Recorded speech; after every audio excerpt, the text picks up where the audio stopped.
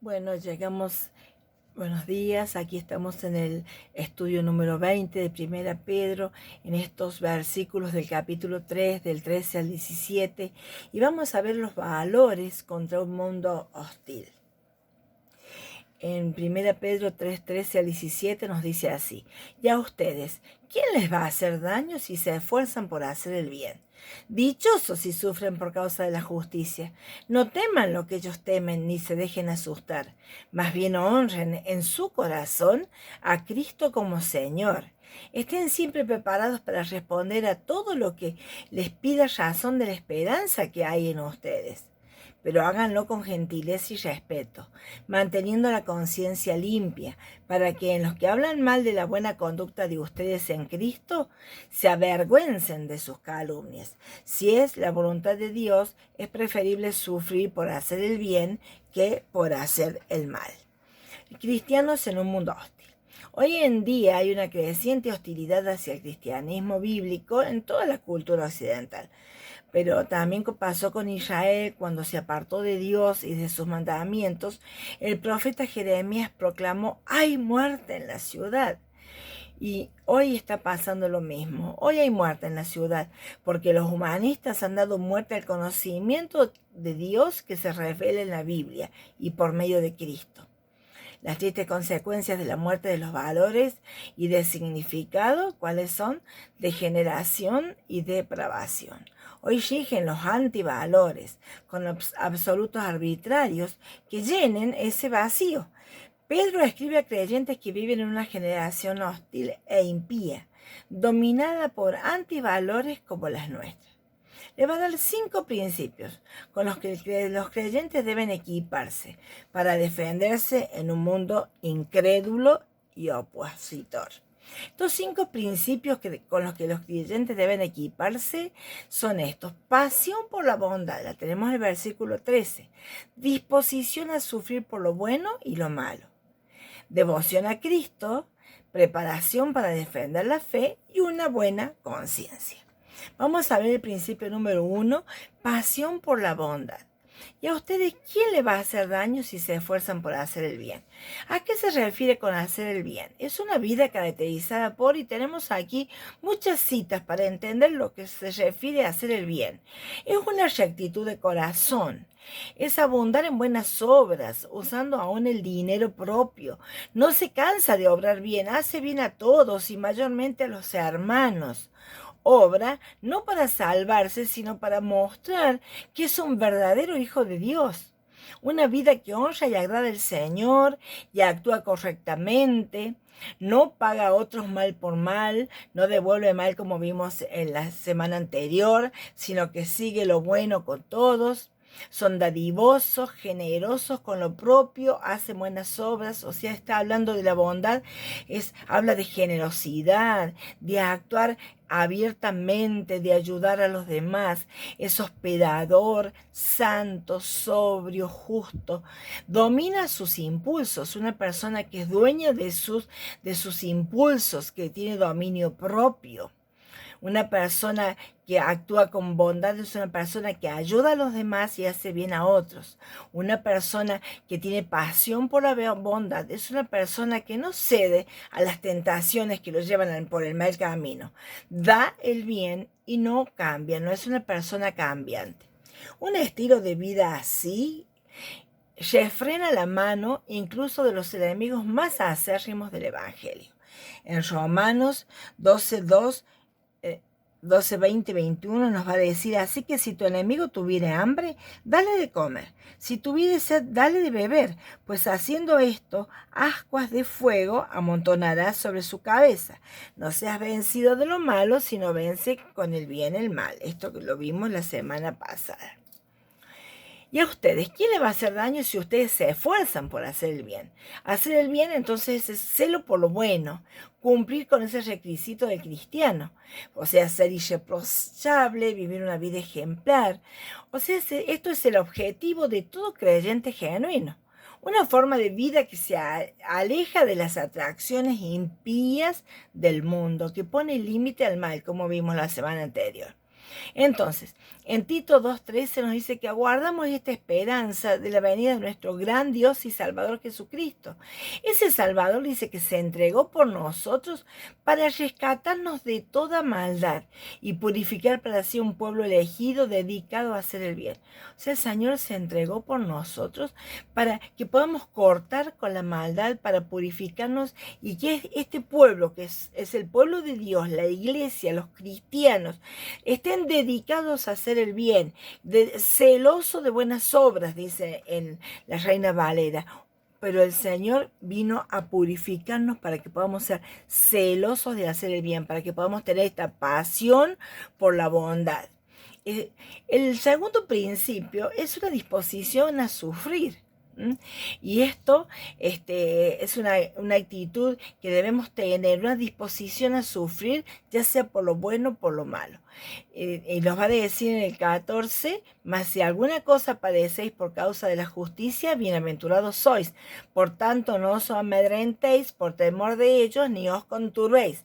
Y en el 17 nos dice, porque mejor es que padezcáis haciendo el bien, si la voluntad de Dios así lo quiere, que haciendo el mal. Y en el 14, en la NBI dice, dichosos si sufren por causa de la justicia. No teman los que ellos temen, ni se dejen asustar. Dice, si alguna cosa padecéis, o sea, si tal vez, no es que sea algo que todos lo van a estar sufriendo, alguna cosa y un posible sufrimiento, si es necesario, nos dice también en la otra carta.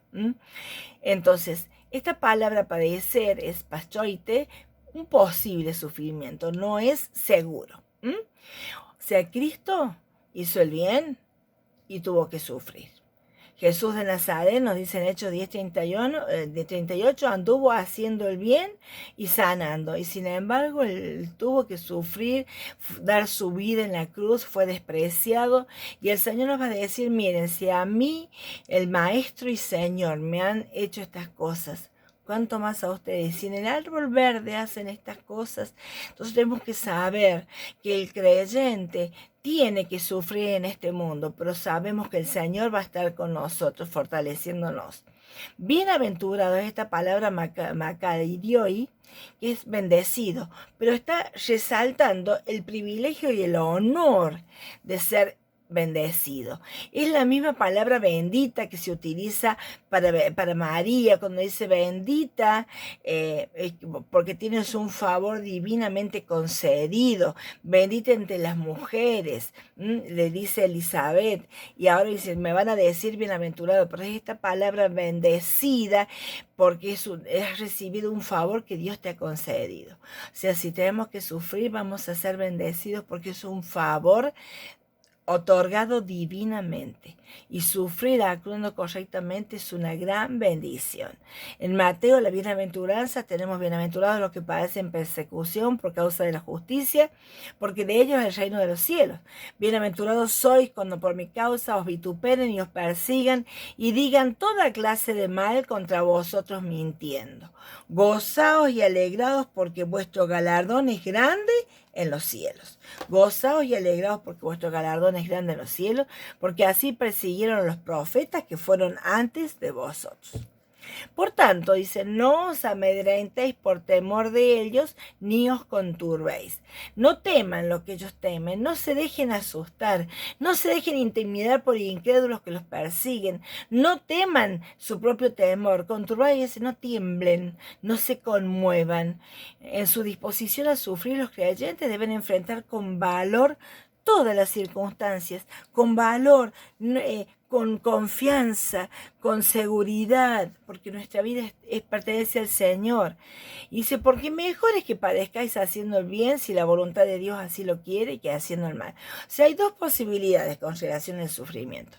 Si la voluntad de Dios así lo quiere, allá vimos que es posible, y si Dios lo requiere para nuestro bien. Podemos sufrir por causa de la justicia, sea actuando correctamente, o podemos sufrir por hacer el mal. Si sufrimos por causa de la justicia, por hacer el bien, tenemos que aceptar el dolor como parte del plan sabio y soberano de Dios para bendecir las vidas, así como el aguijón de Pablo. Y podemos sufrir si hacemos el mal, y va a ser ese sufrimiento causado por la disciplina, por haber desobedecido la palabra, como nos dicen Hebreos. En Corintios, el sufrimiento de Pablo, dice Pablo, y por amor de lo cual, por amor a Cristo me gozo en las debilidades. Está hablando del aguijón que él tiene en la carne, que Dios se lo ha puesto y le ha dicho, bástate mi gracia. Y dice, por eso yo me gozo en las debilidades, en afrentas, en necesidades, en persecuciones, en angustias, porque cuando soy débil, entonces soy fuerte. Entonces va a hablar de un sufrimiento que Dios se lo ha impuesto con un propósito mayor, actuando correctamente. Pero si actuamos incorrectamente, vamos a sufrir, porque dice que el Señor al que ama disciplina, como el Padre al Hijo a quien quiere. Pero el principio 3 nos habla de una devoción a Cristo, y en este versículo, santificad al Señor en vuestros corazones, Pablo está citando Isaías 8 del 12 al 14. Nos va a decir así: no teman lo que ellos temen, ni se dejen asustar. Solo el Señor Todopoderoso tendrán ustedes por santo. Solo a Él deben honrarlo, solo a Él deben temerlo. El Señor será un santuario. Entonces, les está diciendo el Señor, no le teman a esos enemigos, porque Dios es el Todopoderoso. No se dejen asustar, no se dejen amedrentar. Lo que Pedro está citando aquí es un texto de Isaías, donde los enemigos están buscando derrotarlos, pero dice, si el Señor tienen, ustedes témanle a Él, respétenlo a Él, sométanse a Él, y el Señor les va a dar la victoria. Esta palabra santificar es agiasate, o sea, apartarse o consagrarse. Pero en este contexto lleva la idea de dar el primer lugar en el Señor, al Señor en adoración y exaltación. En 1 Corintios 1:16 nos va a decir entonces,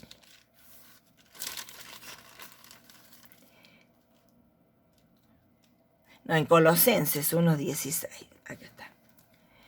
Porque en Él fueron creadas todas las cosas, las que hay en los cielos y las que hay en la tierra, visibles e invisibles. Sean tronos, sean dominios, sean principados, sean potestades, todo fue creado por medio de Él y para Él. Él es antes de todas las cosas, y todas las cosas en Él subsisten. Y Él es la cabeza del cuerpo, que es la iglesia, el que es el principio, el primogénito de entre los muertos, para que en todo tenga la preeminencia, por cuanto agradó el Padre que en Él habitase toda plenitud. O sea, Cristo fue el elegido por Dios, y todas las cosas fueron creadas por Él, y todas las cosas subsisten en Él, para que Él tenga la preeminencia, para que Él tenga el primer lugar. Santificar quiere decir darle el primer lugar al Señor. Él sea la preeminencia en tu vida y en todas las cosas. Esto es santificar aquí lo que Pedro nos está diciendo. Santificad al Dios el Señor en vuestros corazones, o sea, afirmar su sujeción al control, a la instrucción y a la guía de Dios. O sea, es declarar la majestad soberana de Dios y la disposición a sujetarse a ella. Separar al Señor como el único objeto de su amor, reverencia, lealtad y obediencia. O sea, santificar a Dios es separar al Señor, que sea en mi vida el único objeto de amor, reverencia, lealtad y obediencia. Esto es santificar al Señor en el corazón. Es afirmar que estoy dispuesta a sujetarme a su instrucción y a su guía. Cuando actuamos de esta manera, estamos reconociendo su perfección, estamos magnificando su gloria, estamos exaltando que Él es el primero, y tengo la disposición de someterme a la voluntad divina. ¿Quién es Dios? Dice en Deuteronomio, para que supieres que Jehová es Dios y no hay otro fuera de Él. Santificar al Señor es reconocer que Él es el Dios y no hay otro fuera de Él. Y en mi vida no hay otra cosa que sea más importante que Él. En Deuteronomios 32 nos va a decir que Él es la roca, su obra es perfecta, todos sus caminos son rectitud, Dios de verdad y sin ninguna iniquidad en Él, es justo y recto. La corrupción no es suya, es de sus hijos la mancha, generación torcida y perversa. O sea, la roca perfecta, lo que Él hace es perfecto, Él es justo y recto, yo reconozco esa perfección y me someto a esa autoridad, porque reconozco si hay algo torcido está en mi vida, no en Dios. En el Salmo 90 dice, Señor, tú nos has sido refugio de generación en generación, antes que naciesen los montes y formasen la tierra y el mundo, desde el siglo y hasta el siglo, tú eres Dios. Reconocer que Él es Dios y que Él es el soberano que está por encima de todas las generaciones y de todas las cosas que pasan en este mundo, de la futilidad de la vida del hombre. En el Salmo 99 nos habla de que Jehová es nuestro Dios y lo debemos exaltar. Debemos postrarnos ante su santo monte, porque Jehová nuestro Dios es santo. Reconocer su santidad, postrarse ante su perfección, su santidad, asumir su grandeza, su preeminencia y sujetarse a su voluntad.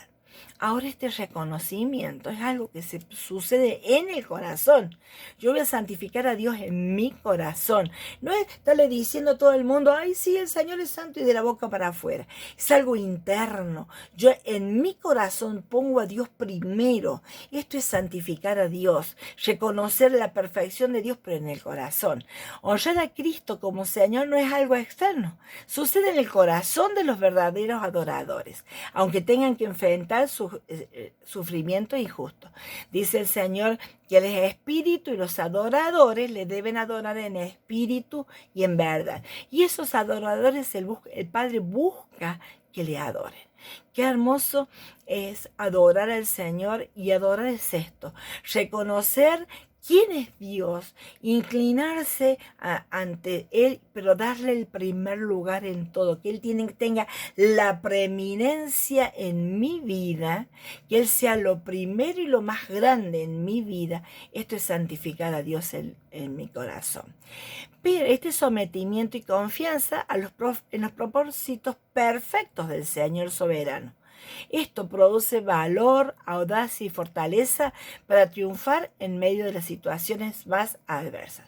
O sea, cuando yo me someto y acepto que Él es soberano, que Él no se equivoca, me someto a su autoridad, a su soberanía, a su voluntad, y con confianza, confío en lo que Él obra, entonces yo voy a tener ese valor y esa audacia que me va a dar Él en mi corazón, y voy a tener esa fortaleza para triunfar aún en medio de las situaciones adversas. Pedro le está diciendo, ustedes adoren al Señor, santifiquen al Señor, y por más que digan mentiras de ustedes van a tener una fortaleza interior que el mundo no va a poder, le van a tapar la boca. Preparación para defender la fe. No solo que tienen que santificar al Señor, darle el primer lugar en su vida, sino que prepárense qué es lo que van a hablar. Están siempre preparados para presentar defensa con mansedumbre y reverencia ante todo el que los demande razón de la esperanza que hay en vosotros. O sea, estar siempre preparados para responder a todo el que le pida razón de la esperanza que hay en ustedes.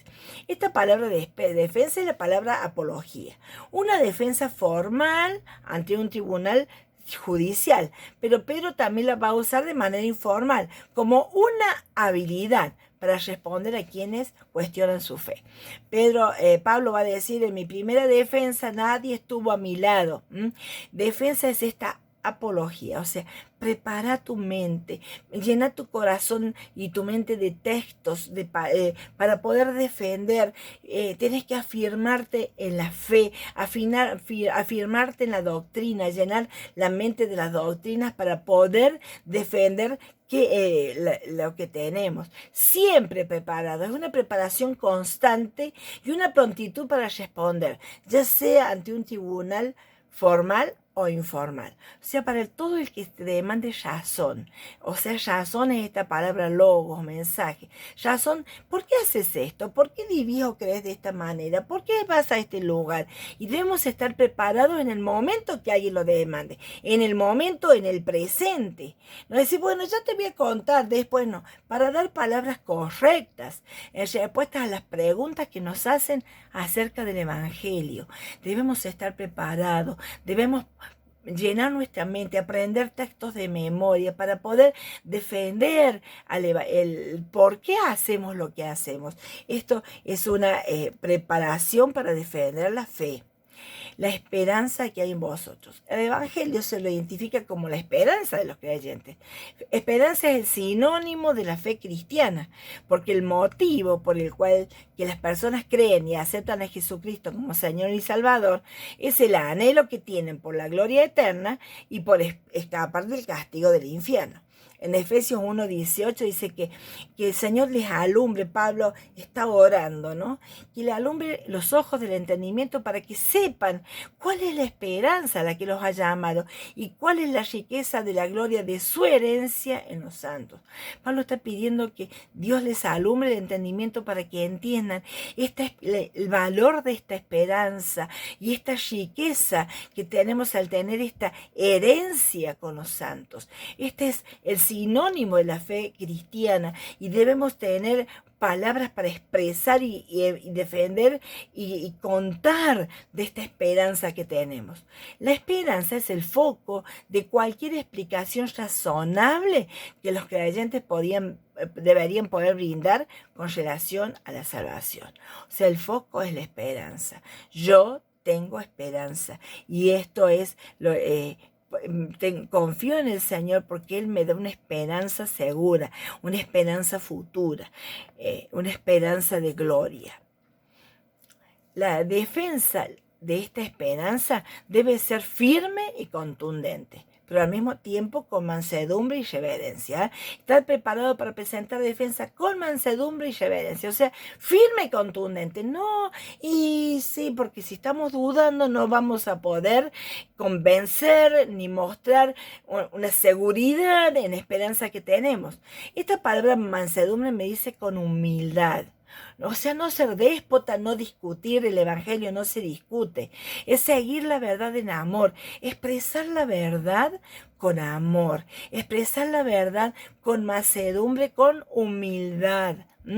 No peleando ni creyéndose superior, sino mostrando con humildad y con una reverencia que es devoción a Dios. O sea, por amor al Señor, actuar de esta manera y responder con reverencia, con profundo respeto por la verdad de Dios y también con respeto a la persona que escucha. No despreciando a la persona que escucha, sino con respeto saber defender qué es lo que nosotros creemos. En Colosenses 4:6 nos va a decir que nuestra palabra sea siempre con gracia, quiere decir con amor, con paciencia, con bondad, sazonada con sal, para que sepáis cómo debéis responder a cada uno. Si una palabra tengo que prepararme para hablar correctamente, con amabilidad, pero también que produzca sed en los demás, en la persona que escucha. Los creyentes no deben mostrarse inseguros cuando sean fuertemente cuestionados por los incrédulos. Si nosotros nos mostramos inseguros, no vamos a poder mostrar la verdad y vamos a crear dudas. Y eso es lo que sucede cuando un creyente no está firme en lo que conoce y no está firme en la doctrina, no ha conocido, no ha dedicado tiempo a estudiar. Por eso nos va a decir en Efesios que ya no seamos niños fluctuantes, llevados por doquiera de cualquier viento de doctrina, por estratagema de hombres que para engañar emplean con astucia las artimañas del error. Niños fluctuantes, estos niños arrastrados por distintos vientos. Aquel dice esto, ¿será verdad? ¿No será verdad? El otro, yo tengo que asegurarme de qué creo, por qué lo creo, para poder entonces responder con seguridad. Los ataques del mundo pueden abrumar abrumar a aquellos que no se han vestido con la coraza de fe y amor con la esperanza de salvación como yelmo. O sea, el mundo te puede abrumar si no te has vestido de esta coraza de fe y la salvación como yelmo, como nos dice en Tesalonicenses 5:8. Pero nosotros, que somos del día, seamos sobrios, habiéndonos vestido con la coraza de fe y de amor, y con la esperanza de salvación como yelmo. Y el principio 5 tenemos ahora el de la buena conciencia. Teniendo buena conciencia para que en lo que murmuran de vosotros como de malhechores, sean avergonzados los que calumnian vuestra buena conducta en Cristo. Esta palabra conciencia conlleva la idea de conocerse a sí mismo, o sea, un sentido innato de lo que está bien y lo que está mal. Es el mecanismo interior, divinamente colocado, que acusa o excusa a una persona, actuando como medio de convicción o afirmación. En Romano nos dice que cuando los gentiles que no tienen ley hacen por naturaleza lo que es de la ley, estos, aunque no tengan ley, son ley para sí mismos, mostrando la obra de la ley escrita en sus corazones, dando testimonio de su conciencia y acusándoles o defendiéndoles sus razonamientos. Este es el mecanismo interior que Dios ha colocado. Ahora, a causa del pecado, ese mecanismo interior que nos inculca lo que está bien y lo que está mal, está dañado. A causa de la caída, esa conciencia no es infalible, no es la voz de Dios. Y lo tenemos en 1 Timoteo, que ahí los mentirosos tienen la conciencia cauterizada. En Tito nos va a decir que los corrompidos e incrédulos nada les es puro, porque hasta su mente y su conciencia están corrompidas. O sea, la conciencia puede estar cauterizada, puede estar corrompida, porque la conciencia del hombre caído está dañada. Entonces, no es la voz de Dios la conciencia hoy en día, porque no es infalible, pero si estamos en Cristo, esa conciencia nos puede ayudar a cumplir el más alto nivel. O sea, la conciencia te va a inclinar a cumplir el más alto nivel de la norma que está grabada en la conciencia. Entonces los creyentes tenemos que establecer esa norma. ¿Cuál es la norma que tenés grabada en tu conciencia? Tiene que estar en el más alto nivel, y ese nivel de nuestra conciencia va a ser regulado de acuerdo al conocimiento que tengamos de la palabra de Dios. Si tenemos la mente llena de las verdades de la Escritura, vamos a ver más claramente la perfecta ley de Dios. Entonces mi conciencia me va a llamar a vivir de acuerdo a esa ley. O sea, de acuerdo a lo que yo conozco de Dios, mi conciencia me va a ayudar a vivir en la altura de lo que yo conozco. Esa es la norma que está grabada en mí. Por eso la Biblia me enseña la importancia de tener una conciencia buena, una conciencia limpia.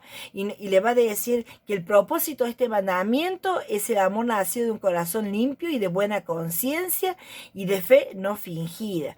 Dios les va a pedir los requisitos de los diáconos y de los obispos que guarden el misterio de la fe con limpia conciencia.